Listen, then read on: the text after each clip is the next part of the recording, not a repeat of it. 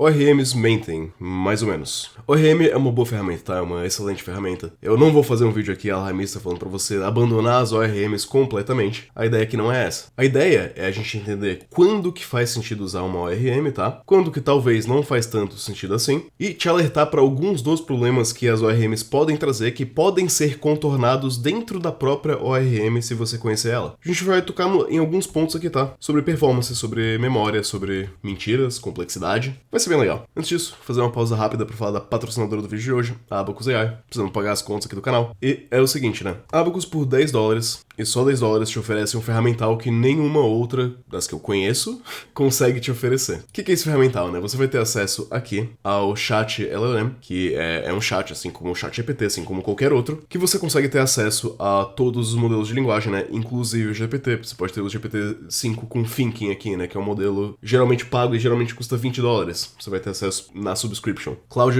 Sonnet 4.5, que é um dos melhores para código. Grok 4, Nano Banana para fotos, enfim. E dentro desses modelos, né, a gente ainda pode ter aqui, para ligar aqui, né, pesquisa na web, ligar aqui o modo Thinking, modo imagem, código, PowerPoint, Deep Research para ele fazer pesquisa um pouco mais científica. Tem muita coisa aqui. Só no chat LLM a ferramenta já se paga. Mas você tem acesso também ao Deep Agent, que é um agente de IA que faz bastante coisa. Ele consegue simular um browser dentro dele, ele consegue testar projetos de software, ele consegue criar MVPs do zero. O que eu pedi para ele fazer hoje era analisar minha codebase por possíveis melhorias, né? Ele encontrou aqui, por exemplo, isso aqui é uma codebase teste, tá? Não é uma codebase real que roda em produção, mas ele encontrou, por exemplo, vulnerabilidades aqui no login, né? Que tem, a senha tá hardcoded aqui. Variáveis de ambiente faltando, né? Falta validação de variáveis de ambiente. Tem vulnerabilidades em subarquivos. Política de password tá fraca, não tem rate limiting, certo? Encontrou um monte de melhorias aqui que eu posso usar para melhorar meu SaaS, melhorar meu MVP, né? Eu botei ele só dei acesso a ele pra essa codebase específica no meu GitHub e ele retornou tudo isso daqui, tá? Tem também uma IDE, que é um fork do VS Code que tem agentes próprios, enfim. O ferramental é realmente muito completo. Por apenas $10 faz muito sentido. Clica aqui na descrição e faça o subscription na Abacus AI. Pois bem, sobre performance, é verdade que muitas aplicações hoje em dia não precisam se preocupar tanto com performance, porque as CPUs já estão rápidas o suficiente, tá? E você muitas das vezes não vai esbarrar num gargalo de performance a não ser que você tenha muitos usuários ou muitos dados. Mas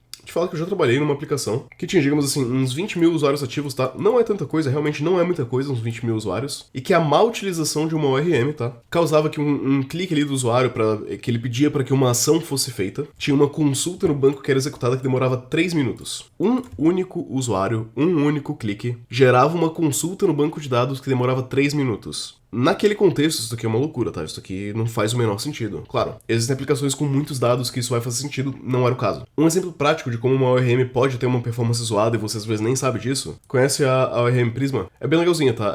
A ergonomia dela é uma das melhores, é uma ORM excelente de se usar. Mas até o Prisma 5.7, que é esse release aqui que a gente tá olhando, aqui ó, Support for Join Relation Queries for Postgres. O Prisma não usava join nas queries deles. O Prisma até o Prisma 5.7, o que ele fazia era o seguinte, né? Ele tinha uma engine eu acho que era em Rust, a engine do Prisma, né? Eu ainda acho que é em Rust, na verdade. Ao invés de fazer join em duas tabelas, né? Você tem aqui tabela 1, tabela 2. Ao invés de dar o join na máquina do banco de dados, né? No seu DB aqui, certo? Você tem a máquina do banco de dados. Ao invés do join acontecer aqui dentro, esses dois aqui eram carregados, né? Para sua memória, para o seu servidor. E o join era feito meio virtualmente, assim, dentro da engine de Rust do Prisma. O que isso causa, né? O seu backend vai usar mais CPU, vai usar mais memória, vai ter mais dados de network, né? Passando do banco aqui pro back-end. É uma decisão que pode fazer sentido? É uma decisão que pode fazer sentido. Só que para você saber se essa decisão faz sentido, você tem que saber que essa decisão existe. E para muitos usuários do Prisma, isso não era algo visível, né? E você pode estar pensando, pô, Galego, mas eu não ligo, né, pro Prisma. Isso aí é problema da galera que vai na modinha. Eu uso uma ORM que existe há 15 anos. As ORMs que existem há 15 anos não tem problema. Porque a ideia de uma ORM é a seguinte, né? É a gente trazer algumas coisas aqui que são muito valiosas mesmo. Você tem primeiro a sintaxe aqui que faz sentido numa lógica de código, né? Essa sintaxe aqui é mais clara para alguém que é um Pythonista, assim, do que select asterisco from users where isActive é igual a true, né? A sintaxe de cima, ela tá um pouco mais clara. E isso daqui, ó, esse SQL aqui, não vai me acusar erro. Isso aqui não vai ter erro nenhum. Né? A ORM, ela dá duas coisas muito valiosas pra mim, pelo menos. E é o motivo de eu quase sempre usar ORMs, tá? A ergonomia dentro do código, ela é boa, ela é clara, ela faz sentido. E ela tem type safety. Eu sei que o que vai me retornar tá corretamente tipado e eu posso usar esses users aqui. Eu sei o que tá vindo, eu sei o que tá voltando do meu banco de dados, eu sei que a tabela user, claro, se as migrações foram aplicadas corretamente e tal, se estiver tudo funcionando corretamente, eu sei que isso daqui existe, eu sei que eu consigo filtrar por isActive, tá? Isso é muito legal. Para algumas pessoas, a ORM também promete uma portabilidade, né, que você pode mudar de banco de dados com uma certa facilidade. Eu não compro tanto isso daqui, mas enfim. E uma manutenibilidade boa. É mais fácil, pelo menos na minha opinião, tá? Debugar e lidar com código de ORM do que debugar e lidar com SQL puro muitas das vezes, mas às vezes não. Se você não souber o que tá acontecendo numa ORM, né? Um dos problemas da ORM, uma das primeiras armadilhas, é que ela abstrai a complexidade. Abstrair complexidade muitas vezes é boa, se você entender o que tá acontecendo. E esse é mais um vídeo pra gente entender ORMs do que demonizar elas, né? Porque o que tá acontecendo aqui, né? Aqui a gente precisa entender que a gente tá chamando, tem um modelo chamado order, né? É um pedido. A gente tá chamando basicamente todos do banco de dados, né? Orders vão ser então todas as ordens que existem no nosso banco de dados. A gente tá iterando ordem por ordem e a gente tá printando ordem, né? Pedido, ponto cliente, né? Cliente do pedido, nome. Sabe o que tá acontecendo? Aqui, nessa linha de código, não tá acontecendo nada. Nesse for loop aqui, não tá acontecendo nada também. Aqui na linha print order.customer.name, cada vez que essa linha for executada, a gente tá fazendo uma query pelo ID da ordem ali, né? Na verdade, essa primeira, eu menti, tá? Essa primeira linha aqui tá executando alguma coisa de fato, sim. Ela tem ali o lazy loading, mas pra eu iterar nessas... Eu não sei exatamente se o Django vai fazer isso nessa primeira linha aqui, certo? Ou se ele vai fazer isso na linha do for loop aqui. Mas em algum momento a gente tá, sim, buscando de fato pelo menos o número ali e o ID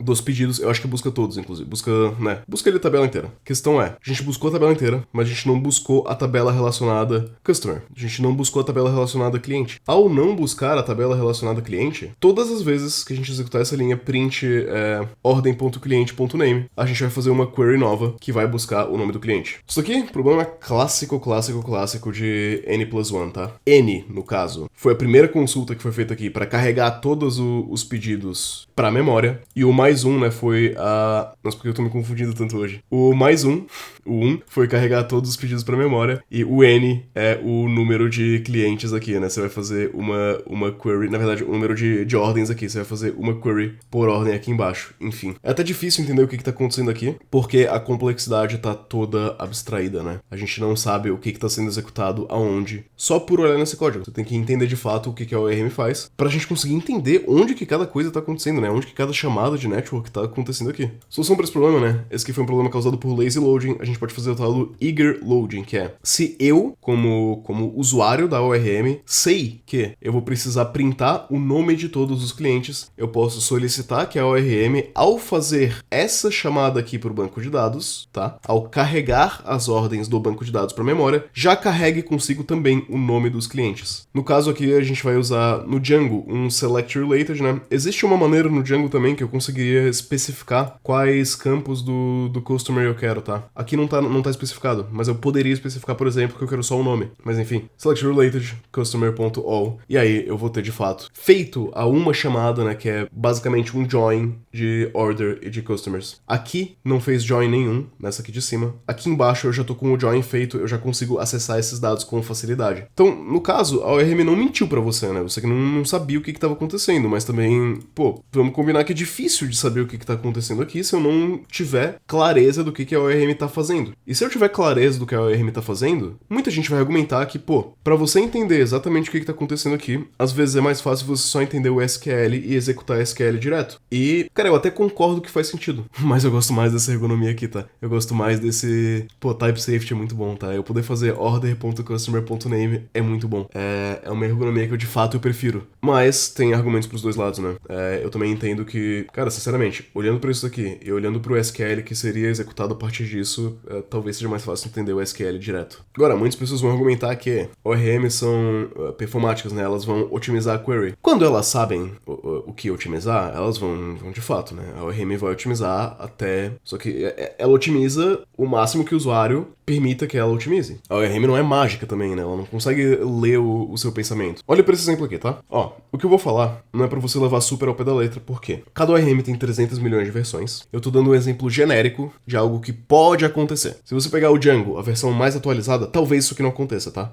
Pode ser que isso se comporte de maneira diferente, dependendo do banco de dados, enfim. Pode ser N coisas aqui, mas eu tô alertando pra algo que pode acontecer. O que pode acontecer aqui? Você tem aqui objetos. O que você tá filtrando? Filtrando price greater than 10, né? É preço maior do que 10. Order by para ordenar por nome da categoria. Então, né, a gente vai ter aqui o tal produto, a gente vai ter também a categoria aqui, e a categoria vai ter um nome. O que é possível que esse código aqui gere? É possível que ele gere isso aqui, ó. Select product, né, from product, não sei o que, left outer join na categoria. Depois ele faz um where, depois ele faz order by, né, ok, ali tudo certo. Left outer join é uma operação custosa, tá? Isso aqui é uma operação cara, que pode demorar muito tempo e pode te custar memória também. Isso pode fazer com que a sua query fique lenta. Por causa do... E de novo, depende da versão do software que você tá rodando, tá? Não é sempre que vai acontecer isso aqui. Por causa do fato de que a gente poderia fazer essas operações separadas, né? Eu poderia fazer primeiro esse filter aqui e depois esse order by aqui, né? O Django permitiria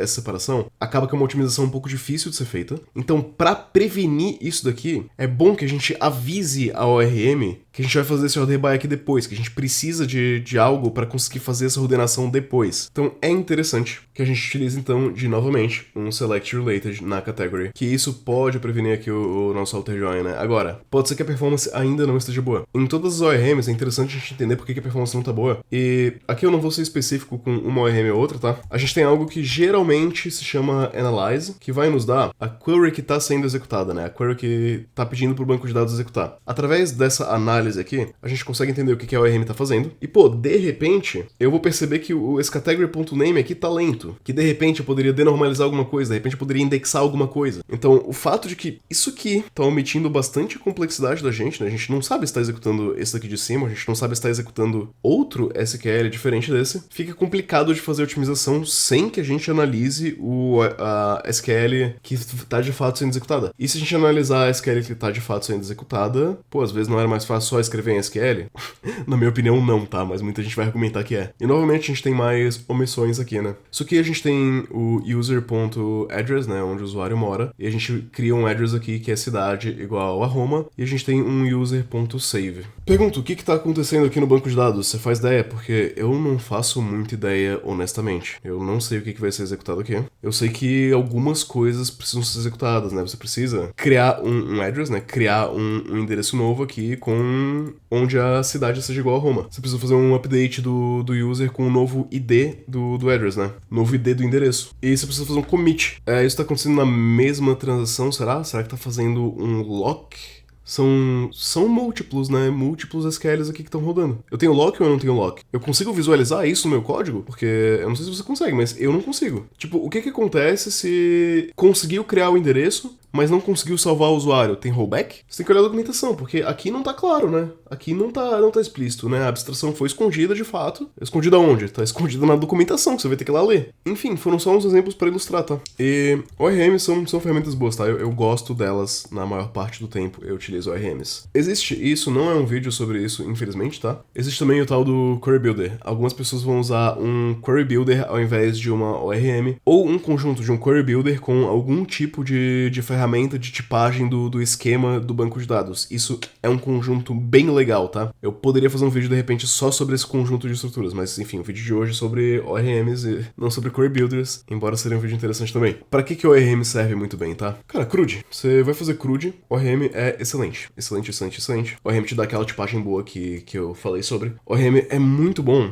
digamos assim, com equipes mistas, que você tem estagiário, júnior, pleno, sênior, e você quer padronizar a codebase, né? Essa padronização através de uma ORM eu acho bastante positivo e, sinceramente, para a maioria das aplicações, pô, pra mim isso daqui faz muito sentido, tá? Isso daqui faz muito sentido. E nos momentos em que não fizer sentido, eu não vou largar a ORM completamente, porque a ORM ainda te permite executar queries no SQL puro se você quiser. E eu já fiz isso em empresa no passado, tá? É perfeitamente possível. Quando você tem funções muito complexas, você pode fazer elas direto no SQL. Nada impede. E isso é um dos motivos para se fazer direto no SQL. Quando você precisa muito de performance e a ORM não tá conseguindo otimizar aquilo que você sabe que pode ser otimizado via SQL, faz esse SQL puro. Quando você precisa de ferramentas de analytics, é difícil. É difícil fazer isso com a ORM, tá? Às vezes você vai ter que usar um SQL. Mas eu ainda acho que a gente pode ter uma combinação de ambos, tá? E muitas pessoas vão argumentar, inclusive um argumento que eu acho bem decente, que é: esquece a ORM, usa um Query Builder que tá bom. E esse argumento eu também acho válido. Algo que eu, pessoalmente, não sou fã. Eu não sou fã de só utilizar SQL puro, sem dar nenhuma abstração que vive na Codebase, tá? Eu acho que isso acaba complicando demais. Fica com uma carga cognitiva muito alta, porque você não consegue visualizar o código como código exatamente, sabe? Ele tá sempre com um SQL misturado ali, que fica um pouco difícil de parsear o que tá acontecendo. Mas se você juntar a flexibilidade de SQL com Query Builders, né? Quer dizer, flexibilidade de SQL. Quando você tem um Query Builder, você não tá geralmente escrevendo SQL puro, você tá escrevendo no Query Builder, que se assemelha em pontos com SQL, né? Mas enfim, se você juntar o Query Builder com algo que te dê type safety, e às vezes o Query Builder te dá, tá? Também é uma combinação bastante boa, e sempre que necessário, né? Você pode recorrer aqui para SQL.